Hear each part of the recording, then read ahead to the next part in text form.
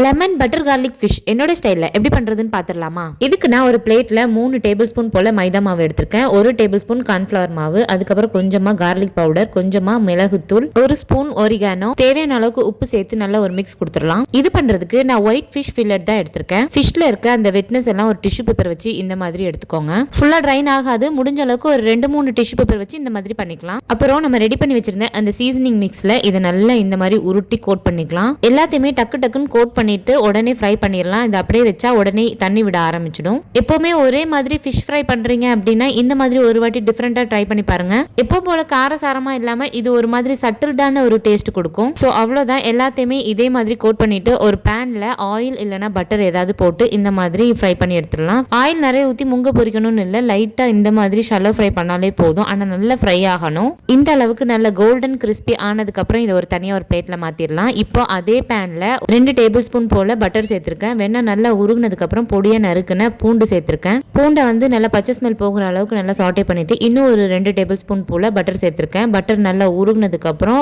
1 teaspoon போல மைதா மாவு add பண்ணியிருக்கேன். எந்த விதமான லம்ஸ் இல்லாம டக்கு டக்குன்னு நல்லா மிக்ஸ் பண்ணி எடுத்துக்கணும். இதை நல்லா மிக்ஸ் பண்ணும்போது கொஞ்சம் கட்டியாக ஆரம்பிக்கும். இந்த டைம்ல தான் ஒரு 2 லெமனோடைய ஜூஸை வந்து நான் எடுத்து வச்சிருக்கேன். அது ஃபுல்லாவே இதுல சேர்த்துடலாம். நல்லா மிக்ஸ் கொடுக்கும் போது இது ஒரு சாஸ் மாதிரி இருக்கும். நல்ல பொடியா நறுக்குன பார்ஸ்லி சேர்த்திருக்கேன். நீங்க மல்லி இலை கூட சேர்த்துக்கலாம், நல்லா தான் இருக்கும். அதுக்கப்புறம் நம்ம ஃப்ரை பண்ணி வச்சிருக்க ஃபிஷ் எல்லாம் இதுல ஃபுல்லா அடிக்கிடலாம். மீன் சேர்த்ததும் சிம்ல வச்சிருங்க. சிம்ல வச்சுட்டு இதை ஃபுல்லா வந்து ஒரு கோட்டிங் கொடுத்த மாதிரி ஃபுல்லா பெரட்டி விட்டுருங்க. மீன் உடையாம பெரட்டிக்கணும். ஸோ அவ்வளோதான், ஸ்டவ் ஆஃப் பண்ணிட்டு அப்படியே சர்வ் பண்ணிடலாம். ஒரு சூப்பரான lemon butter garlic fish ready ஆயிடுச்சு. ஸோ எப்பவுமே காரசாரமா சாப்பிட்ற உங்க வீட்டு ஆட்களுக்கு இந்த மாதிரி ஒரு தடவை ட்ரை பண்ணி கொடுத்து பாருங்க, கண்டிப்பா பிடிக்கும். இந்த வீடியோ உங்களுக்கு பிடிச்சிருந்தது அப்படின்னா இவ்வளவு தூரம் இந்த வீடியோ பார்த்ததுக்கு ரொம்ப நன்றி. தேங்க்ஸ் ஃபார் வாட்சிங். அஸ்ஸலாமு அலைக்கும்.